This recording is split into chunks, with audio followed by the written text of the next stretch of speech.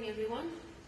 I'm very pleased to be here today to present you job opportunities at the OECD, more particularly regarding our young professional program, our JPO, as well as our internship opportunities. But before going into that topic, I would like first to introduce you to the work of the OECD, very, very briefly. So what do we do at the OECD? Straightforward, we do three things. We do data collection, and from the data we collect, we produce policy analysis. And from the analysis we produce, we provide policy advice. Then we expect our stakeholders to implement those policies. And then we expect to have results from those policies that have been implemented. And how to get those results? We do data collection again. So that's the cycle of events. However, this is not unique to the OECD. There are other international organizations and other institutions who do that type of work. So what makes the OECD unique? 4 things. There probably are more, but I'm going to focus on these 4 things today. First of all, we do cover a broad range of social policies. We do produce work in agriculture, in trade, finance, nuclear energy, etc., etc. We do also very closely with our member states. So there are over 40,000 policy experts from our member states who come to the OECD every year to participate in our conference. And that way of working contributes to, and it also ensures that the work that we do at the OECD is meaningful for our member states. A third point, third uniqueness, is that we are a consensus-based agency. This means that when our member states agree on a convention or on standards, they will adhere to it. They will put them into practice, and that's very powerful. Last point is that we produce comparative statistics. This means that the statistics we produce are comparable between different countries.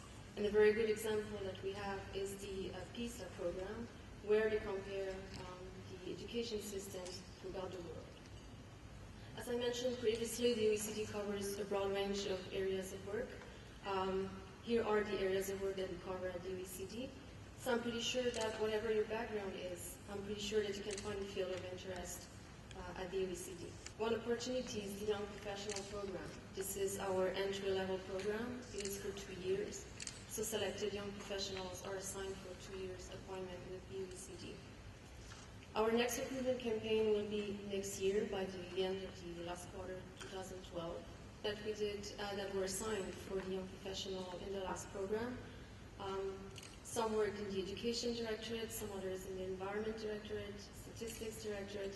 They are assigned to a very specific project within one directorate for 2 years. There are 2 criteria that you must have to be eligible to our young professional program. You have to have nationality of an OECD member country, and you have to be under 33 years of age by the time you submit your application. A young professional should have an advanced university degree. By that, we mean that you should have either a master's degree and 2 years experience, or to have a PhD. If you do have a PhD, then no experience is required. Of course, you have to have strong quantitative and analytical skills. And like for any other jobs, whether it's at the OECD or even somewhere else, you have to be creative, to be able to work autonomously, to have good communication skills, interpersonal skills, etc., etc. The last criteria, you have to be fluent in either French or English. Being fluent in both is an asset, but it's not mandatory. Why French and English? Basically because it's the 2 official languages of our organization. There's a selection process. How does this work? I'm going to provide you the process that we've used for our previous program. It might slightly change for the next round, but still this should give you a pretty good idea of how this all works. So basically, we published our openings on our website. In the last program, we had 12 openings, so we had 12 job descriptions with very specific requirements. If you think your profile corresponds to more than one job, please feel free to apply to more than one job. You will not be penalized for applying for 1, 2, or 3 jobs. As we receive the applications in the Human Resources Directorate, we screen the applications and we conduct phone interviews. For those who will pass the phone interviews, you will be invited to conduct a written test. The written test is made of two topics. One topic is related to the job that you have applied for, so it's very technical. And the second topic is very general. It's applicable to all YP positions, and it's generally to test your analytical and quantitative skills. The test is online, so you can do the test from wherever you are in the world, as long as you have internet access.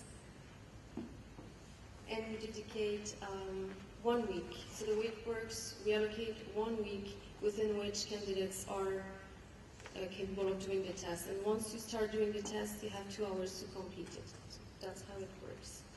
Finally, those who will be successful for the written test, you will be invited for a panel interview. The interviews take place in Paris, and candidates are being challenged by a panel. And each panel member are of the diverse gender, diverse background, diverse diversity, etc.